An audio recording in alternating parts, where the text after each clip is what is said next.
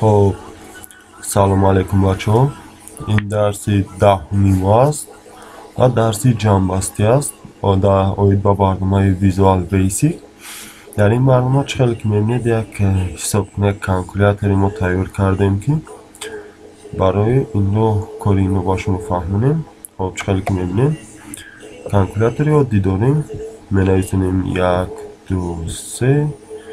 خب مثال میگیریم جمعی 4 5 6 برای سنجش چه که میبینید جوابش رو میبرد همش میشه در یک خط. برنامه را به انجام میرسیم. این تومچه ها برای توضیح کردن است. حرفی ت دونه دونه توضیح میکند. حرفی خطه یعنی ت توضیح کنی، خطه توضیح کردن خط با پورکی گویم همش را توضیح میکند. خب چه که دیدید این بود برنامه حساب کنکی کلکولیاتر. تومچه انجام رو پخش کنیم اگر خب از برنامه خارج می شود. انا اکنون با شما چی گفتنیم که در این درس شما یکم برنامه رو تیار میکنید و میخواهید که اون برنامه رو در دیگر کامپیوترها برده استفاده برید، یعنی اگزی اون رو تیار کنید همچون برنامه‌وی. برای اگزی این رو تیار کردن ما چیکار میکنیم؟ عملهای زیرین رو اجرا میکنیم که آسان است به درجه. خب یکمین عمل شما همین خیل تیار کردید. برای این رو مثال میگیریم ایکون کاش رو حلش کردن. از این طرف می باش ما یک چیز رو گفتم میگذاریم. ایکون رو اینجا میابد از طرفی خاصیت ها در اینجا چخل که میبینید پروپرتایز و همین تومچه ایکون. اگر خواهید که همین ایکون که این رو ایواز کنید این اینجا ایکون رو پخش میکنید. یکون ایکون که داشته باشد در همین جا ها میتونید از اونجا گرفته استفاده برید یا ایکون که پیشکی تیار کرده داشته باشید.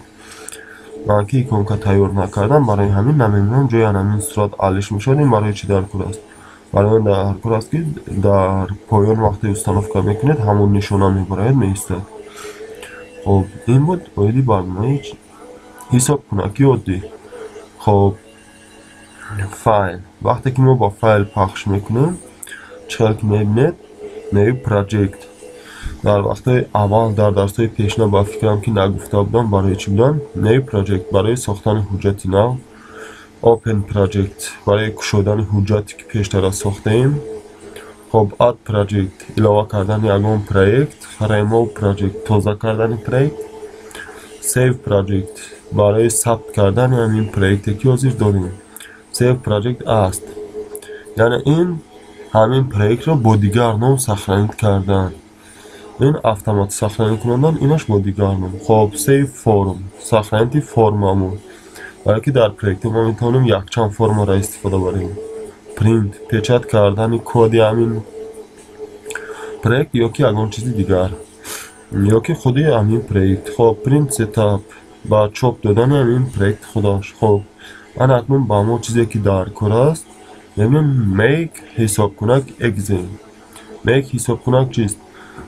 این همون تومچه می باشد که برنامه ما رو اگزین میکند. خب میک حساب کنک رو من پخش میکنم. میگوید که با کدام با تحت کدام نام من این رو ثبت کنم. این یک فایل ما میگیم که با نامی حساب کنک. خب پیش از آنه که من این رو ترتیب میدیم یک چیزی دیگر رو از اینجا با شما گفته گذارم. با پروژکت وارد میشویم. حساب کنک پروپرتایز با بالای همین پخش میکنیم. شما میتونید از اینجا نستروی که پیدا میشود انتخاب کنید. مثال استاندارد اگزی برای ساختن برنامه های اگزی استانداردی. اکتیو اگزی برای ساختن برنامه های اکتیو ایکس. خب اکتیو بیبلیوتک فارم در اینجا گفتم شد که کدام از علامت هایی که در برنامه داریم فرم هایی که داریم آن را یکم سر دهیم وقتی که برنامه به کار می‌دارد. و من فرم یک در کار است. خب سبب چی است؟ در اینجا یکم برنامه های وزنی که شما میگید ممکن 3 4 5 6 حتی 10 تا فرم هم زیاد گیرید. برای همین خب پروژکت نیم نام حساب کنم یعنی نامی برنامه رو من حساب کنک موندم. خب همین گناه شما میتونید میک دیدش ایجاده همون جایی هسته که ورسیایی барномаи шуморо ба ҳисоб мегирад. Мисол, версияи барнома якум бор ки экзе карданиам, барои ҳамин версияи барномаи ман 1.00 мешавад. хоб ревизион. хоб тайтл, титли инро ман ҳамчун ҳисобкунак мондам. иконка чиқар ки мебинед оддӣ аст. вақти барномаи ман ба кор дарояд, дар панел зада чанамин иконка пайдо мешавад. хоб ҳарҷад агар ягон компания дошта бошед, номи компания дигар чизҳоро менависем. иҷошам хоб бо шумо гуфта гузаштем. окей, мебароем. ана акнун табдилш мекунем инро ба чӣ? барномаи экзе. дар ҳамин ходи проекте ки дорад. окей.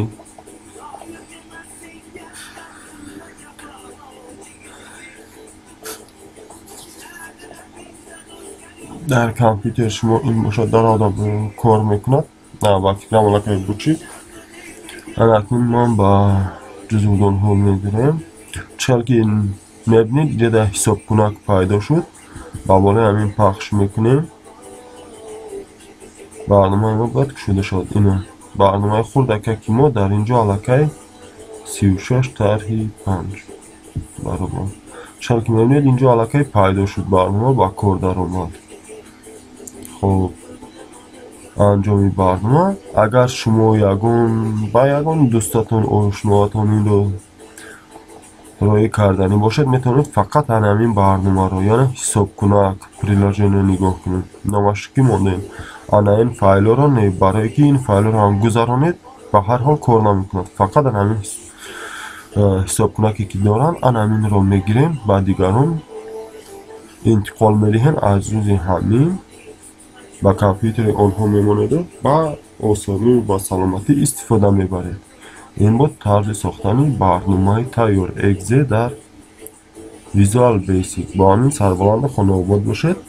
хоб то дарсҳои оянда бачаҳо, дарсҳои оянда акнун шумо метавонед ки пешкаш кунед дар бораи HTML дарс тайёр кунем ё ки дар бораи забони барномасозии C++. интихоб аз шумо. то ҳафтаи дигар интизорем.